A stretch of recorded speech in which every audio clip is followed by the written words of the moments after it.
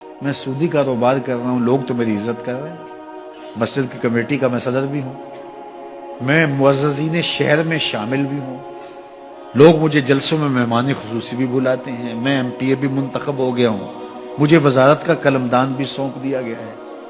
تو میاں اللہ کی نظر میں ان چیزوں کی اہمیت ہی نہیں ہے۔ یہ چیزیں ہوتی کیا ہیں؟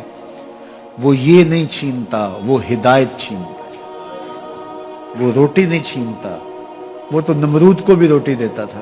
اس نے کبھی سورج کو منع نہیں کیا کہ اس کے گھر میں روشنی نہ کر، یہ حامان کا گھر ہے، یہ قارون کا گھر ہے، یہ میرے دشمنوں کا گھر ہے، اس کے گھر میں روشنی نہیں ہونی چاہیے۔ چاند کو کہتا ہے اپنی کرنیں بکھیر، سورج کو کہتا ہے اپنی روشنی بکھیر۔ جس طرح باجزید کے گھر میں روشنی ہوتی ہے، اس مکار کے گھر میں بھی ایسی روشنی ہوتی ہے، فرق نہیں پڑتا۔ تو وہ کرم نوازیاں تو نہیں رکتی، لیکن اللہ جب کسی سے ناراض ہوتا ہے تو اس سے ہدایت کی توفیق سلب کر لیتا ہے، تو اعلان جنگ ہوتا ہے۔ تو پھر وہ ٹکرے بھی مار رہا ہو تو اس کی رسم کی نماز ہوتی ہے، اس کا ماتھا جھک رہا ہوتا ہے، دل نہیں جھک رہا ہوتا، کیونکہ ہدایت سلب کر لیتی ہے۔ جب اندر سے روح ہی نکال لی جائے تو باقی بچتا کیا ہے؟ یہ بات ذہن میں رکھیے گا کہ اللہ تعالیٰ جل شانہ نے ہمیں جن کاموں سے روکا ہے، جن کاموں سے منع کیا ہے، ان کاموں کے کرنے میں ہمیں کبھی بھی بھلائی اور خیر نہیں مل سکتی۔ یہ ہم جب اچھی طرح سے ذہن نشین کر لیں، اگر اللہ پر ہمارا یقین اور یقیناً اس پر ہمارا ایمان ہے، تو پھر وہ امر جو اللہ کی طرف سے جن سے روک دیا گیا تو ہم کبھی بھی ان کے قریب تک نہ جائیں، اور جن کاموں کے کرنے کا اسے حکم دیا گیا اس کی حکمتیں نہ بھی ہمیں معلوم ہو۔ آج جدید سائنس تحقیقات کرتی ہے تو ہمارے سامنے آتا ہے کہ وضو کے کیا فوائد ہیں۔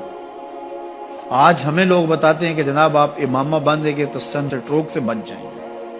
آج دنیا تحقیق اور جستجو کر کے نماز اور دوران خون اور جو ہے وہ نماز کی برکتیں اور کتنی بیماریوں سے نماز کے ذریعے سے بچنے کی کہانیاں سناتے ہیں۔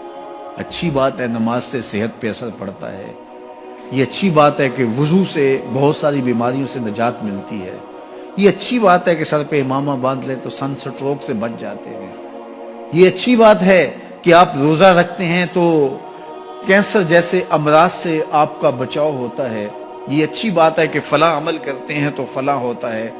لیکن صاحب ہم سن سٹروک سے بچنے کے لیے امامہ نہیں باندھتے، ہم محمد عربی کی ادا کے لیے باندھتے ہیں۔ دوران خون کے لیے نماز نہیں پڑھتے، ہم رب کے حضور سجدہ ریزی کے لیے اس کے حضور اپنی نیاز مندیوں کا سر جھکاتے ہیں۔ تو حکمتیں بھی ہیں، وہ برکتیں ذیل میں آتی ہیں۔